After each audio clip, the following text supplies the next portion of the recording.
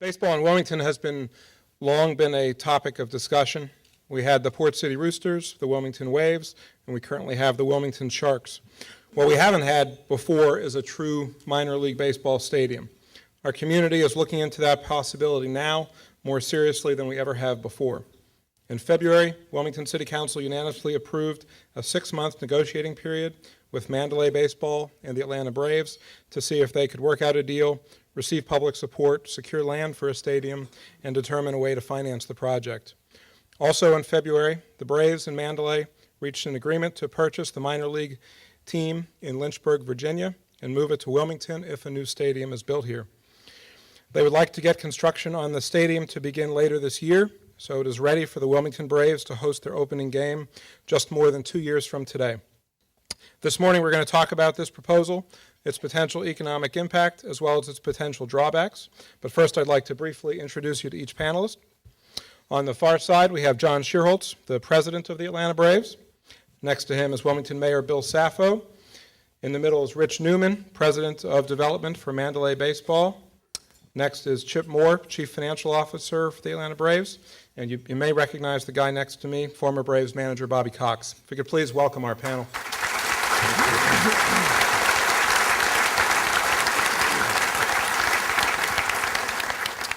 I'd like to start off by rewinding where we are today, just so everybody knows how we got here. I'm going to ask Rich to kick us off and talk to us a little bit about when you first came to Wilmington, when this opportunity came about and you started looking for a new community where minor league baseball could come. From a business perspective, what stood out to you about Wilmington, and how did we end up here today? Well, thank you, Rob, and thank you for hosting this and for inviting us to be part of this wonderful event. This convention center is gorgeous. Thank you all for being here with us this morning. I'm an old history teacher and coach, and I spent a few minutes just wandering around the halls looking at the old pictures of Wilmington, and it's a great city with a great history and a great sports history. And while the recent minor league experiences haven't been positive, there are a variety of very real and good reasons why they weren't successful and why we believe we will be. And actually, Wilmington has a very rich minor league baseball history going back to the early part of the 20th century. And for the first half of the 20th century, there were a variety of minor league teams that played here in Wilmington in the different leagues. Back in those days, it was D-ball, C-ball, and a lot different than the industry we're part of today. But the question why Wilmington, I think, is answered in 2 words. Why not? It's a great city. We've been looking at Wilmington for the last 10 years or so. And again, for a variety of reasons, this was the first time that a lot of the different dynamics came together, which makes this a very unique and perishable opportunity. Wilmington's a very sports-oriented town, a very active community. The population base, not only in the city, but the MSA, and frankly, we believe will draw from considerably beyond the MSA, and we view this market as in excess of 500,000 people as far as we're concerned. The potential sites that we've identified are all outstanding. Everyone recognizes that if we could wave our magic wand, it would be down on the riverfront as a bookend to this facility. Hopefully that'll happen, but if not, if the riverfront didn't exist, there are some sites here in Wilmington that we would view as outstanding sites. The fact that Wilmington is not part of any other major league or minor league team's territory, it's an open market, and that's something that we have to take into consideration. One of the things I don't want to take a long time explaining to you today, some of you that I know have some insight into minor league baseball and major league baseball rules, but we or anybody just can't say, well, we're going to buy this team here and move it there. There are very strict rules and regulations about acquiring a team and relocating it from one market to another. Leagues have geographic boundaries, and with Wilmington, there's really only 2 leagues that would ever be able to have a team in this market. That's the Carolina League and the South Atlantic League. So there are parameters in terms of how this really comes together. It's Braves territory, and that's one thing I found out in my conversations with the political leadership as well as the private sector leadership. Mandalay, we stand on our own laurels, I'd say, as being one of the top minor league owner-operators in minor league baseball.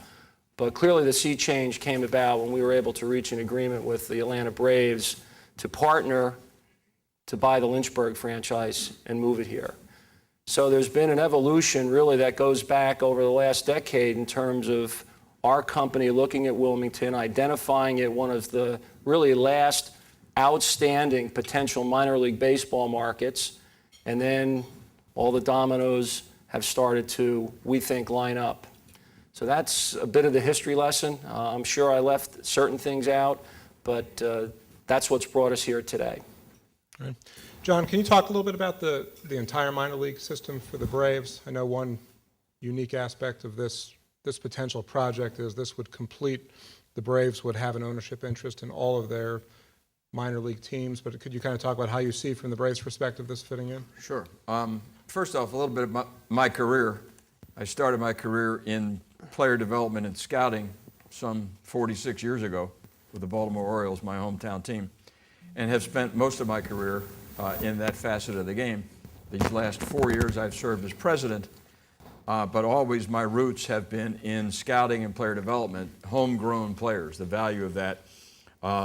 Experienced it with the Baltimore Orioles, built the Kansas City Royals franchise around that philosophy, and joined Bobby Cox in his building philosophy when he was general manager of the Braves, and I became so in 1991, and continued to build this great organization with a focus on scouting and player development, homegrown talent. So it's what my entire career has been focused upon, because that's what assures you best of winning at the major league level, which we've done remarkably in Atlanta and we did in Kansas City. But we value our minor league assets very, very highly.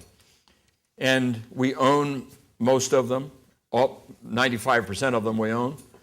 We will have an ownership piece in this facility, in this franchise here, not facility, but franchise, because we like to have hands-on, to be sure that our kids represent not only our organization, but they represent the uniform they wear. They'll be representing your town of Wilmington, North Carolina, when they go travel about the league. And we want to be certain that they are of good character, they have good ability, and they represent all of us with great pride and honor. And that's very, very important to us.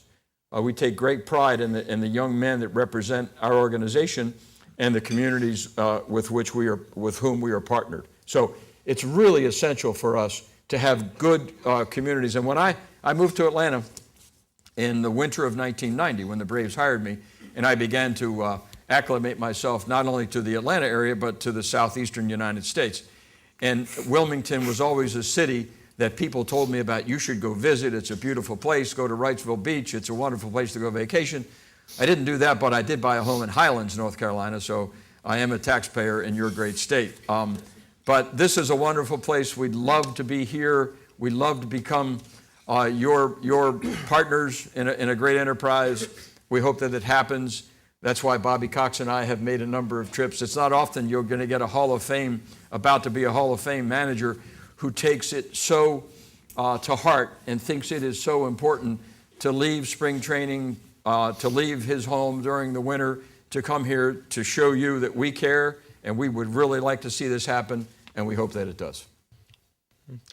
Well, I'd like to ask Bobby a kind of a product question here. When you look at the current Atlanta Braves team, had Wilmington had a team already for a number of years, how many of those players would you say would have passed through the minor league system here? I mean, give us a sense of the types of players we would have here with the team. Yeah, you bet, Rob. John mentioned possible Hall of Fame for me, and we would have had a lot of Hall of Fame players pass through here. One current one still playing for us, Chipper Jones.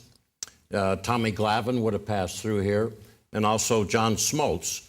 So, you would have seen all the Hall of Fame players. And You know, the minor leagues, I hadn't been to the minor leagues in 36 years, and part of my thing last year, I committed to having a Bobby Cox bobblehead night in each of our cities. And I would show up and sign autographs and do this, hopefully bring in a lot of people. And we did that. And my wife went along with me on the first one in Rome, Georgia. We have a farm in Adairsville, Georgia. It's about 10 miles from the ballpark. And she went along, and she had tired of Major League games. She had gone to so many in the last 35 years that, you know, she no longer went to them, maybe once a homestand or whatever, once a month when we're home. And I convinced her to ride up to Rome with me, and she had so much fun during that game. She said, I didn't realize baseball was this much fun, because in the minor leagues, it's slanted toward the families, the kids, and there's entertainment in between innings, every inning, and it's fun. So our 2 weeks later, I was scheduled to go into Jackson, Mississippi, which is a pretty good drive.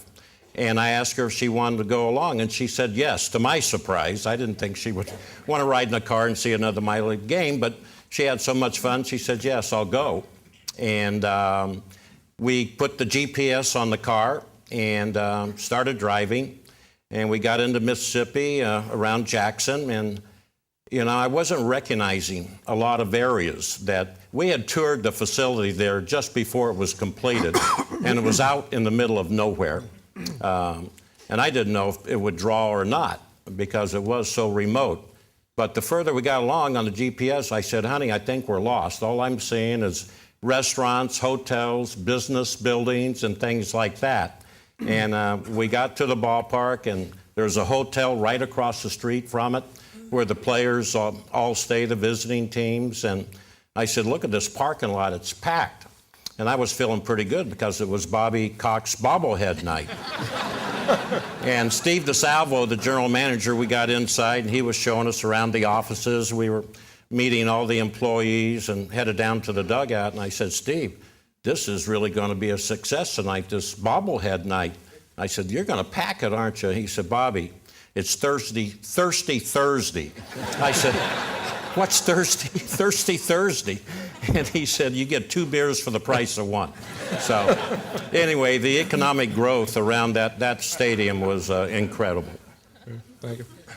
Mayor, we had a power breakfast a couple of years ago about the business of sports, and Jim Goodman from the Durham Bulls was here, and he talked about, to paraphrase, that you don't build baseball stadiums. You do economic development projects that happen to include a baseball stadium.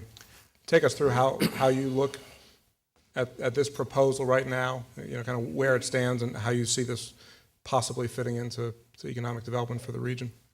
Well, I look at it as any other economic development initiative that the city's looked at over the last couple of years, from Verizon to PPD, to GE, all of them are economic development initiatives. And the city council's job is to evaluate those economic development initiatives as they come forward.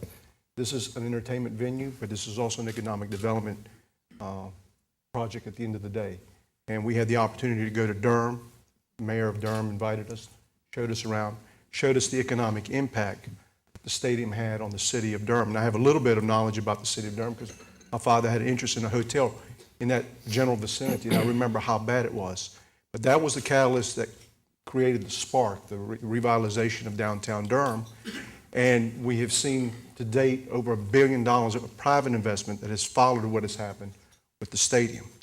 And we look at this in the same way, that if you build something of that magnitude here on the river, tied in with the Riverwalk, with a public park, that we know we're going to draw a considerable amount of folks, not only from New Hanover County, from Brunswick County, which is one of the fastest growing counties in the country, as well as Pender County, Columbus County, and Bladen County. The numbers in Durham reflected over 500,000 people went through those turnstiles, and they're a AAA affiliate with 10,000 fixed seats. We feel that, I don't know if we'll do 500,000, and Rich and the Brave organization can give us better numbers on that, but I do feel that we can do over 300,000 people through the turnstiles here. And I believe it's an economic development initiative that the City Council is going to thoroughly review and study. And we are hiring a project manager that will drill down into those numbers, take a look at what the stadium will cost, what the return on investment will be, what the economic impact will be to the region, how many jobs it will create. So it is a pretty serious economic development initiative, just like Continental Tire was, just like Caterpillar is, and we have to determine whether we think this is a good fit or not for the city of Wilmington. I personally feel that with the folks that we have here up here on the dais today, the president of the Braves organization, Bobby, the CFO, Mandalay Baseball properties here, I mean, that's demonstrating, from my perspective at least, we have a serious commitment from a serious player that is willing to make a serious long-term commitment to our community by guaranteeing the lease for at least 20 years. That's something that I've never seen done before, and that's one of the hurdles that I believe that we had to jump over just to get to this point today. So I'm very excited about this economic initiative, and we're going to examine it to the best of our ability.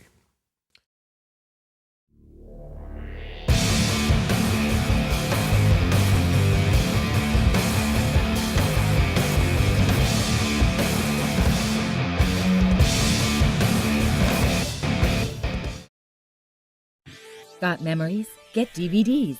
Tapes won't last forever. Digital transfers will. Do it today, so you'll have your memories tomorrow. Call us at 399-1820 or online at myrealvideo.com. Mold and time ruin videotapes. Tapes won't last forever. Digital transfers will. Do it today, so you'll have your memories tomorrow. Call us at 399-1820 or online at myrealvideo.com.